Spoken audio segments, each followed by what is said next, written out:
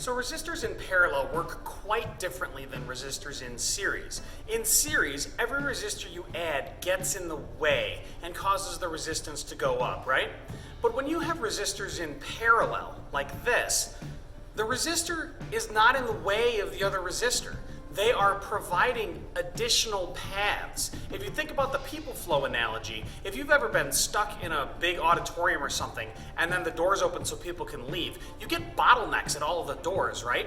Those doors are like resistors. Same idea. If you've got your big loop hallway and you've got that revolving door you've got to push through, if you add another hallway with another revolving door, people can split and go around and then come back around. You'll get more flow with more resistors in parallel because each new resistor is providing a new path. Now, the equation that describes that looks like this. You have 1 over R equals 1 over R1 plus 1 over R2 plus 1 over R3 and so forth. And that's showing that each resistor is actually making things easier. If you have a 1 ohm resistor path and you have a 1 million ohm resistor path, the overall resistance is still less than 1 ohm because the 1 ohm path is open.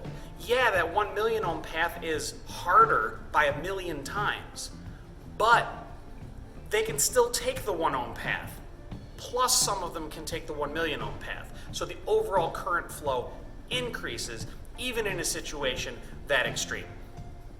In using this equation, the most common error people will make is to forget to take the reciprocal at the end. If you have two 10 ohm resistors, for example, and you do 1 over 10 plus 1 over 10 equals 2 over 10, that's not your answer. You have to flip that. You get 10 over 2, which is 5 ohms.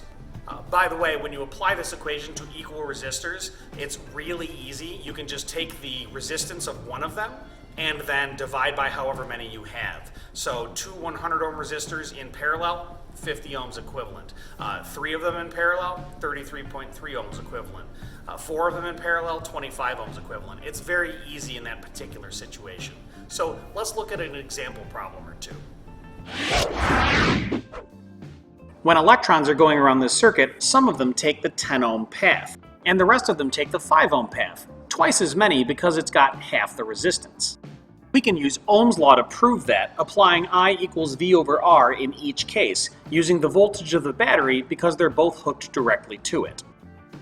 And doesn't it make sense that if 4 amps took one path and 2 amps took another path, that there must have been 6 amps to split in the first place?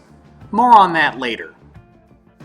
And now that we know the total current coming out of the battery, we can apply Ohm's law to the whole circuit and find that it has a resistance of 3.33 ohms, which we can also find using the equation from our reference tables. 1 over 10 plus 1 over 5 is the same thing as 1 over 10 plus 2 over 10, and the reciprocal of 3/10 is 3.33 ohms, the same answer we just got. We could then check our work with Ohm's law applied to the whole circuit and see if we get the same total current. And we do. Two methods, same answer, showing that adding resistors in parallel makes overall current flow greater and the overall resistance less.